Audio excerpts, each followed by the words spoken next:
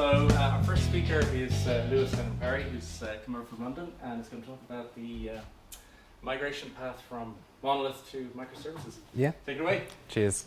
I'm Lewis. I'm not necessarily from London as much as Cardiff, and yes, I'll go through it now. So yeah, please feel free to take photos, and and if you've got any questions, then feel free to tweet or email me, or just speak to me afterwards.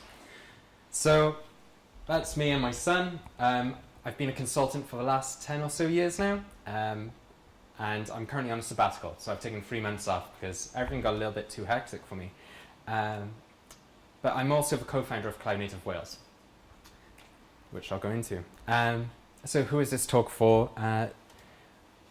It's a bit of a soft skills talk to begin with, and then we'll go a little bit more technical, but I aim this for people who find themselves lost. There are lots of great companies to work for, but I found myself working with people who are chasing a paycheck, and that's fine because we all have reasons for our working, but we have reasons for us to work, which is usually to pay bills. But yeah, this is when I got stuck in a position and I found a way out. So yeah, if you do have any questions, feel free to ask at the end, and I'll be around for the rest of the day, so we can talk one-on-one. But just to understand a bit of the room, if you could just raise your hand, are you a developer or engineer, or would you say, yeah, or DevOpsy kind of thing? Or, cool, okay. Does anyone currently use monoliths, or are you all microservices based now? Everyone microservices? I'll just assume, yeah, cool, yeah, woo, hands.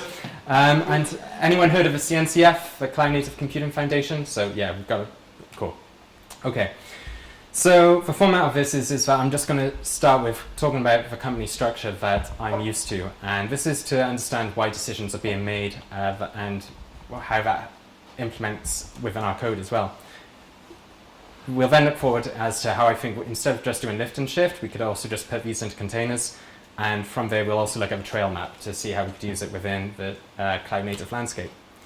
So I last gave this talk at UConn, and I was finishing my slides on the train when I looked at Twitter and saw that Heptio had been acquired by VMware, and Tracy Miranda from CloudBees had this great tweet of the software industry, monoliths are bad, they break up your software and keep it managed and nimble within microservices. But then also the software industry, let's consolidate all the companies into big monoliths. Why? Well, now I'm currently investing myself in cloud native. I think that's where the market is heading.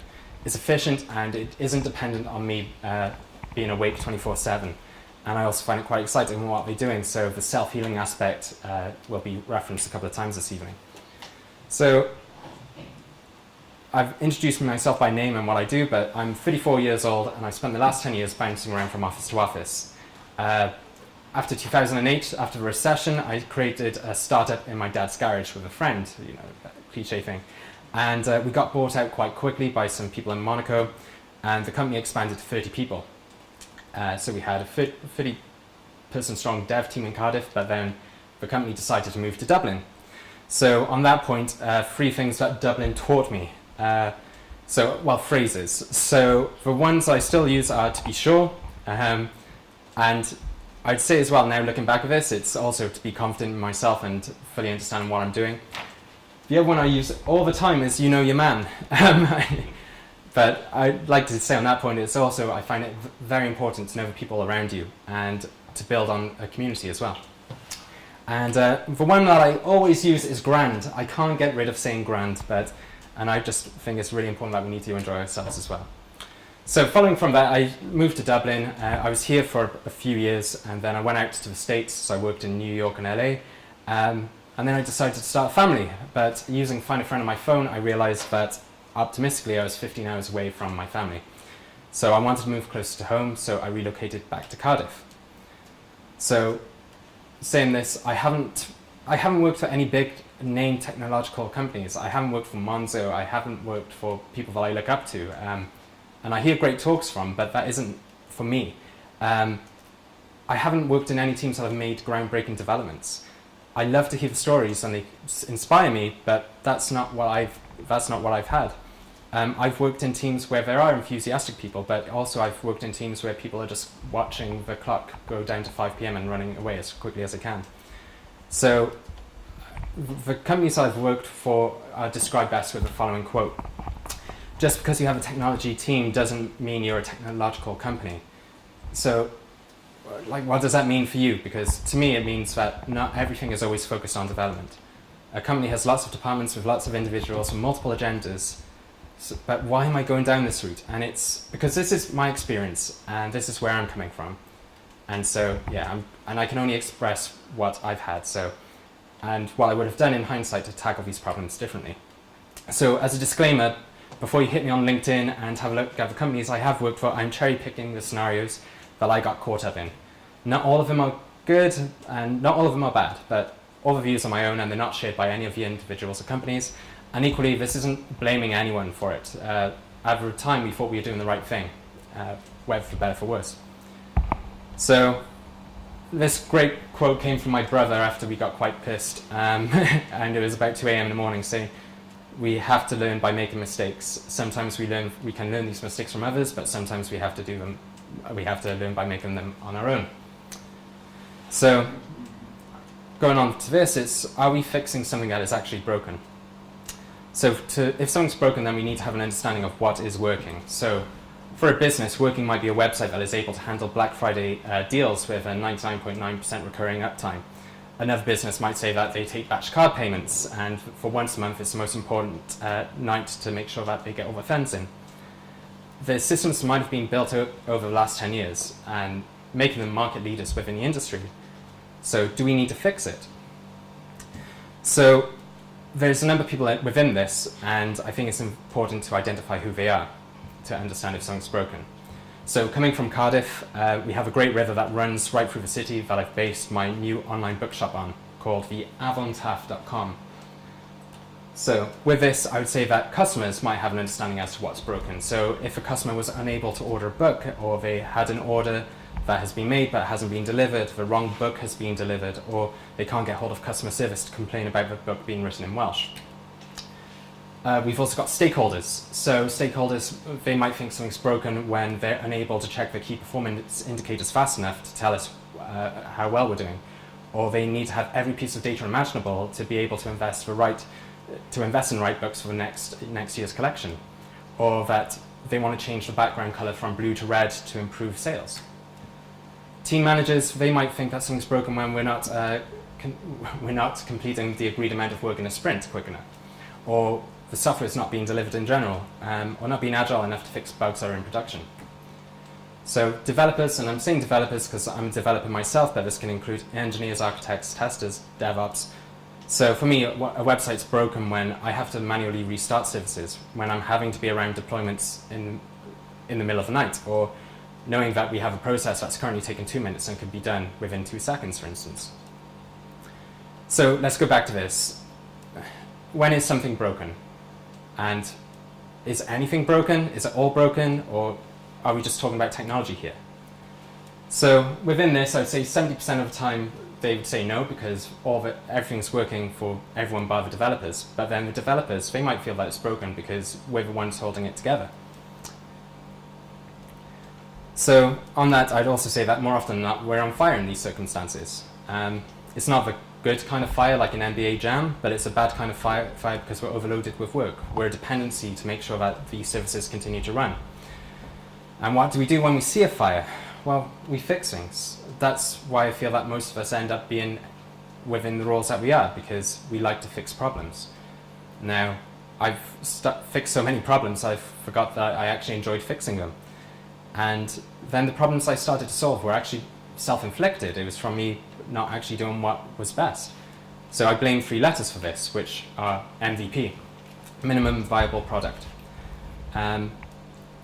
I'd often be asked, are we ready to ship the code yet? And I would say, well, it would work, but this will break. And that was enough for the business to go ahead with it. Now, when I said it will break, it means that I need to fix it. And that knowing that it would break every hour of every day, we still pushed it live because I thought that was best for the business. So I'd end up being the one picking up the pieces.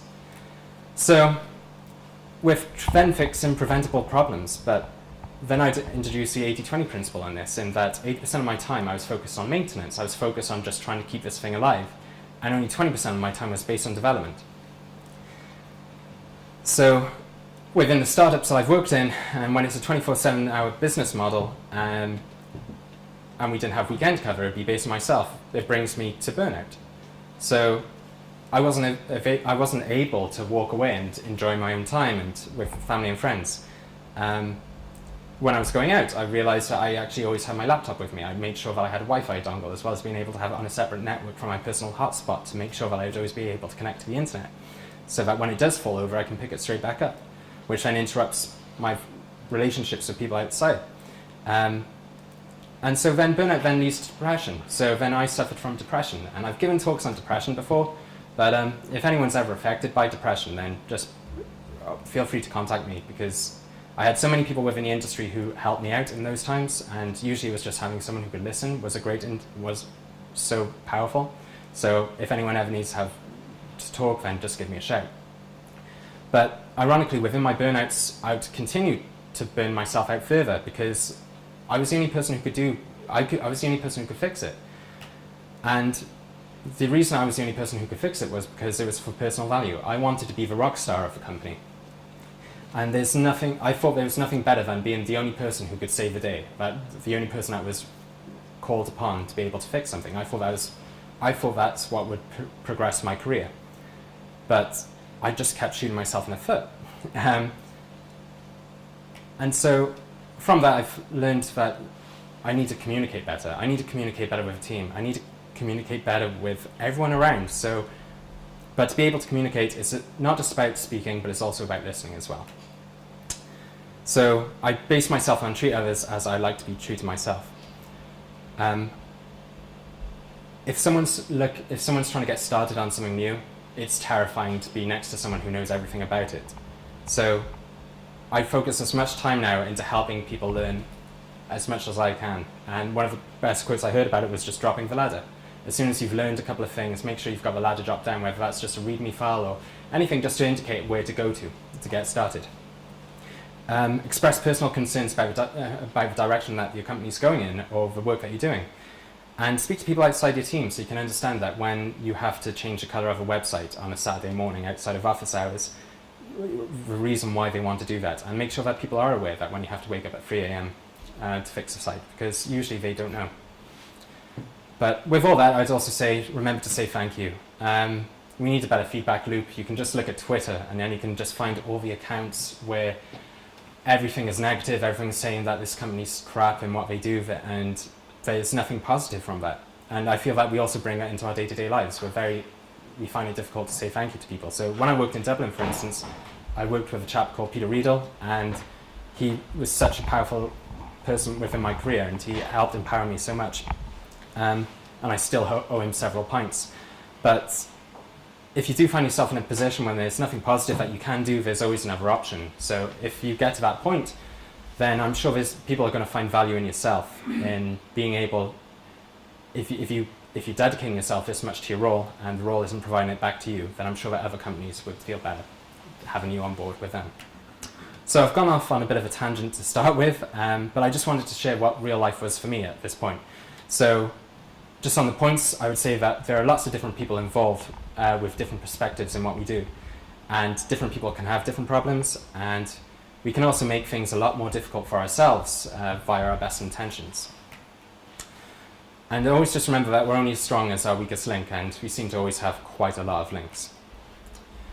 So going into Monolith now, for the companies that I've gone into, they're a startup, they've got their MVP up and running, which is usually a monolith, and now they have to adapt it. So it's usually the major cogs that run their business, but what monoliths am I used to? So I'm used to the website monolith, and this is the one with a connection string within a config file that goes straight to our main database, commonly found from 2011, that has been redesigned numerous times. So thank you, responsive web design, Bootstrap, Foundation, CSS, HTML5, Angular, React, Vue.js, JavaScript, and jQuery to make it look absolutely phenomenal, but using everything within it. And thank you for MVCs for making everything RESTful. We have an API monolith. Again, another solution with a config file connecting directly to our databases. We added Swagger to make it look nice for our clients while using it. And we also give access to our clients with keys so that they can directly integrate to our services. And we've also got the service monolith, which is usually attached to a cron job. And it's the one that you usually have to wake up at 1 a.m. in the morning to just see the debug logs just to see actually what's going on. So we're used to shifting monoliths towards microservices.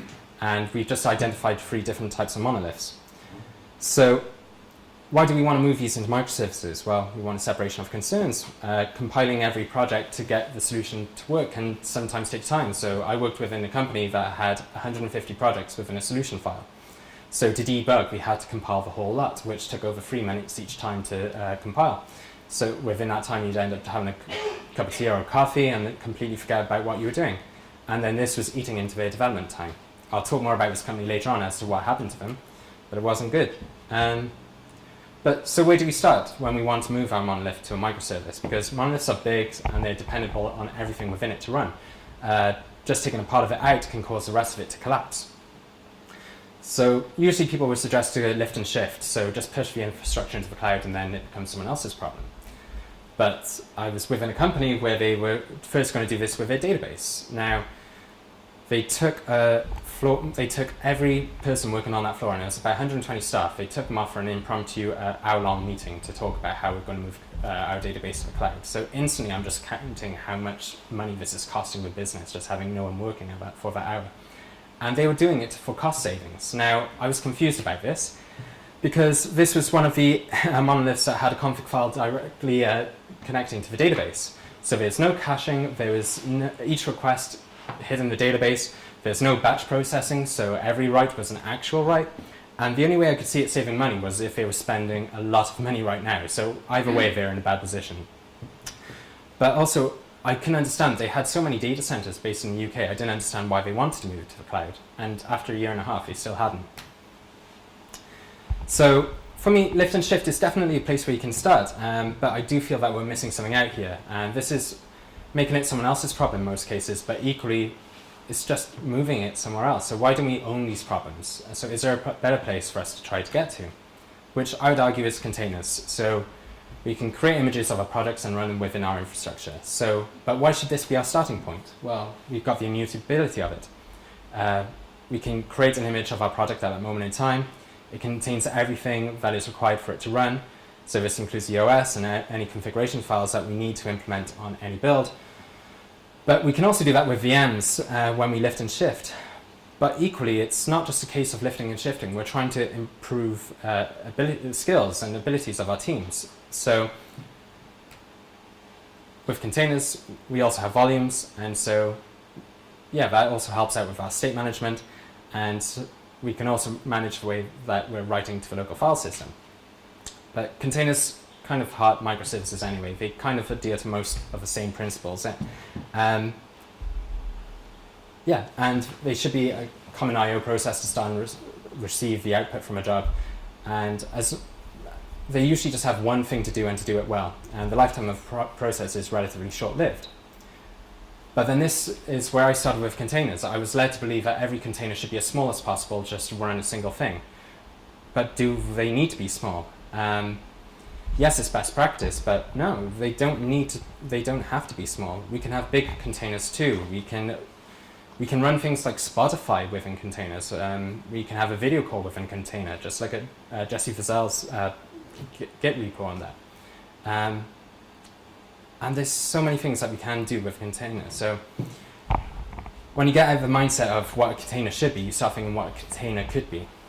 And so why not just put our monolith into a container?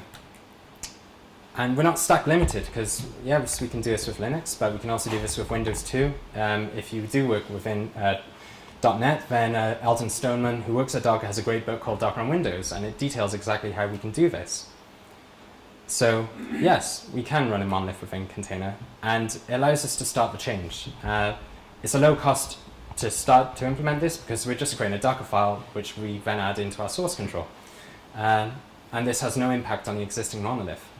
Local development-wise, developers can build images locally, and they can also run them locally. So it's bringing up this training, it's getting people used to this concept and this idea.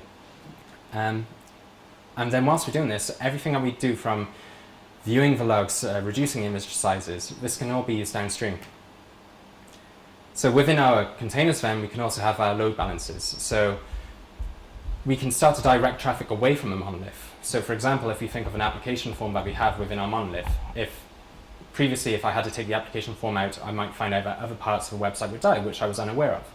So instead, I can just leave that there and use a load balancer on top just to direct the site at that moment in time to go to an application form that could be on a completely different stack with completely different assets written from day one. And the existing monolith wouldn't have to change whatsoever. But also, what about data? How can we manage our databases? Well, we could start changing the connection strings to point towards message queues, which when we can start managing message queues, then we can start pointing our data elsewhere. So then we can start having real-time dashboards from another data source. And then we don't have to limit ourselves to relational databases. We can also replay these queues so that we can also test out new features in the future. But we can also batch up the data as well so that we only have to process it when we reach a certain size. So then that would solve our issue about having a database in a cloud and starting to save some money there.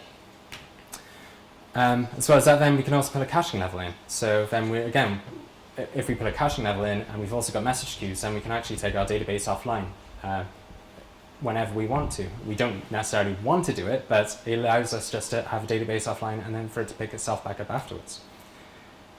So, and from all this then, we've also got branching. So branching within our source control. So I've worked in companies which didn't have any branching conventions. There was only a master branch, and then as soon as someone checked something in and it all broke, then it broke for 30 developers again, which was crazy, and it just cost development time. So simple things like this, which if we implement from day one, then it's just saving ourselves time and effort. So having that, then we can start checking in often and fast. We don't have to worry about if we check something in and it breaks because it'd be on a separate branch, then we can just do a pull request and do things as we'd expect. And then once we have that, we can then start to focus on CI/CD pipelines for continuous integration and continuous delivery so that we don't even have to build our images locally. It's all being managed by an external process so that it's taking it away from developers. So developers, again, can focus on what they need to do.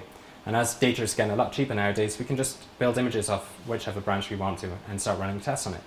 So this starts allowing us to shift left.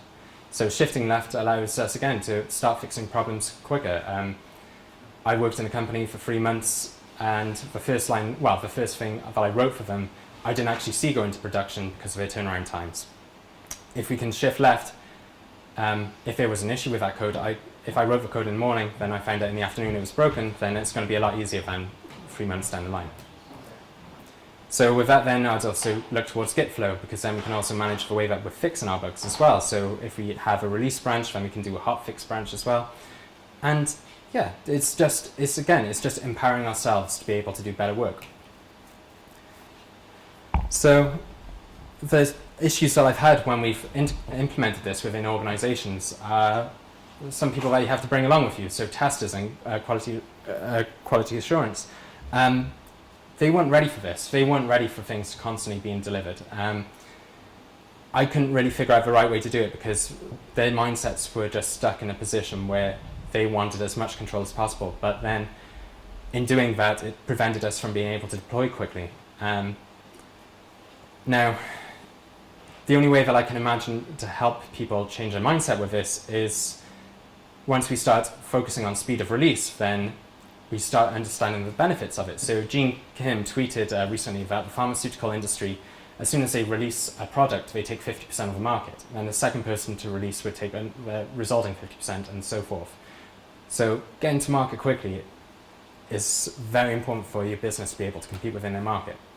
Now, I worked within a company again, and this one had about 20 developers in it. Now, they were a startup, again, they were 8 years old, and they had an MVP. They started really quickly, and they acquired a large market of customers. Now, over time, they didn't update any of their systems.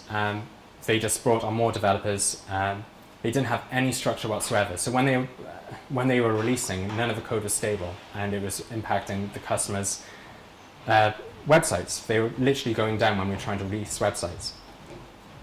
I expected this company to only last for a couple of years before we started losing market share, but actually within 6 months they were laying off staff, and their customers were moving to their competitors. And the competitor only had 5 development staff, and they were releasing stable code daily. But why should this matter to you? Because if you get laid off, then I've seen it where there was no redundancy packages in place, and so the next paycheck never materialized. And then you find yourself in a position where when you're trying to get a new job, when you need the money, you don't have as much choice. You have to take what's available to you then. Again, I saw this in 2008 during the recession, and the amount of time it took some friends to stabilize, it was incredible. It was after the recession, but they still have the effects for years after. So with all this, once we start going on to containers, we can start focusing on the Cloud Native trail. So the Cloud Native trail, they create this trail map. So it's to map you through exactly what it is to have a Cloud Native application. So usually it's thought of as the first 3 steps are the most basic instance to have a Cloud Native application, which is containerization, CI/CD, and then having an orchestrator in place, such as Kubernetes. From that then, these are the bits that you'd continue to add on. So you've got observability and analysis, service mesh and discovery, and networking. And these are usually out of the box straight away. So these are tools that you can provide to your business without having to actually do any work for it. Well, sorry, any significant development for it. Then you've got databases and messaging, as well as container runtime, as we don't always need to use Docker, and also software distribution. So with that, that's where you can find out more about landscape from the CNCF. I'd also like just to finish off by, has anyone used Catacoded before? Catacoded? So it's a great website for learning. I'll just go straight to the site. So yesterday, Catacoded released again, started with Firecracker. So when you go onto the website, let me just check if I still got this. It might have terminated my connection. Let's see if I refresh this now. So it gives you scenarios that you can choose from, and then it'll spin up actual VMs for you to test out with. So you can start. So you can start seeing things. You can look within your. You can look within the VMs, but then also you've got the scenarios on the side, which will tell you how to get things up and running, which you can follow by clicking or typing on there. So it's a great tool for learning how these new technologies work. And it's not just based on Firecracker, but there's lots of different scenarios that you can learn from. So from that as well, so that's one amazing resource that's really helped me learn some new things. And also, I work with a company called Learn Kubernetes, and so we focus on Kubernetes workshops, and we also provide lots of blog posts as well, just to keep up to date with what we're doing.